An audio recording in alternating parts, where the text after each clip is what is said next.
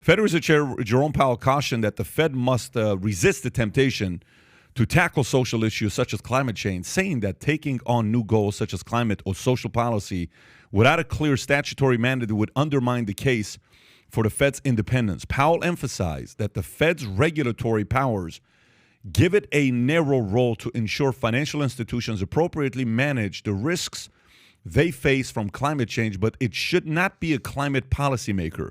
He also stated that decisions about policies to directly address climate change should be made by the elected branches of the government and must reflect the public's will as expressed through elections. What are your thoughts? By the way, tomorrow Vivek, who's going to be on, he wrote the book Woke and a couple other books on this topic, one other book on this topic. He'll be here, ESG.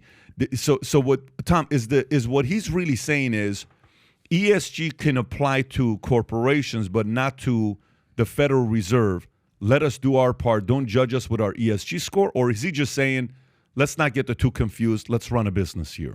Yeah, I think what he's talking about is independence. He's saying, listen, without a clear mandate, you're going to undermine our independence. We're supposed to independently look all over the economy, all over legislation and everything, and saying, where should interest rates, discount rates, and these other things be? We're supposed to be independent on that. Now you're saying that rates and other things would move, and overnight banking rates would change if they want to penalize institutions or industries? No, I'm with Powell here. It's like, all right, I know everybody wants to do, and by the way, World Economic Forum, tomorrow they're getting together in Davos. It's coming up. Listen, most of the climate change thing is income redistribution. If you take a look at what's really going on there. And all he's saying is, hey, we're supposed to be independent, fueling the economy with everything that's in that. Leave us alone and do this, because unless there's a mandate to do this, you elected guys do it. You program guys do it. You tax guys do it. And I think that's all he's saying, and I think he's right. I just want to say one thing about Jerome Powell, and I'm gonna reiterate this. Jerome Powell is the most important person in America today. Yeah, you said it's not Trump, it's not Biden, it's not Elon Musk, it's not this person that. Like Jerome Powell, as Jerome Powell goes, the country goes at this point. Everything that's going on with inflation and money printing and stimulus checks and everything. I mean, is there a person even on Jerome Powell's level right now, including the President of the United States? Is anybody even touching Jerome Powell's status as far as the most important American in the world right now?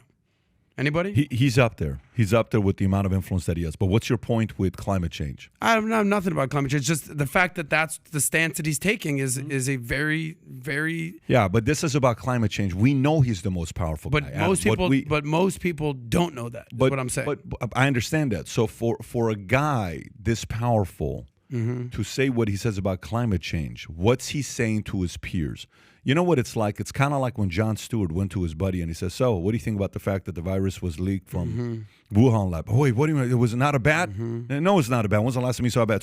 So Jerome Powell is essentially calling out his peers the same way Bill Maher is calling out his own side. Correct. It's the same way Stephen A. Smith is calling out his own side. It is a very tough position to be in, because when you get invited to those parties, which Jerome Powell is going to be at, people are going to go up to him and they're going to say, why would you make those kind of comments? You know how much progress we were making with climate change?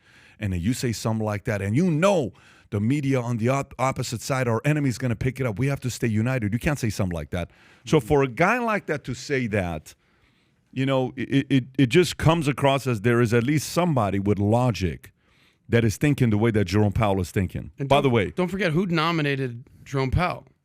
It was Trump. Biden kept him. Yeah. So you have someone that's politically agnostic. And 7 years he worked for David Rubenstein. Our good friend. Yeah. 7 years. Wow. Yeah, he worked for David Rubenstein. And he's saying this on the eve of Davos, which is coming up over the next 7 years. That's what I'm saying. For him to say that with the timing of it. I think he's given the other Fed Board of Governors also air cover. He's given them air cover. So from the top, he's saying, we're not going to get involved in this and doing it. So he would be giving someone like, let's say, I'm on the board in St. Louis, the Fed in St. Louis. He's giving me some air cover because the boss is saying, hey, we're going to worry about fiscal policy, and you elected officials, everybody else, that are flying your highly pollutant private jets into Davos at this very moment. You guys can talk about global warming. Right. And Tom, He's giving me air cover. You'll know this. I mean, what is the purpose of the Fed? It's there to, stamp down inflation, price of goods, unemployment, keep the money supply.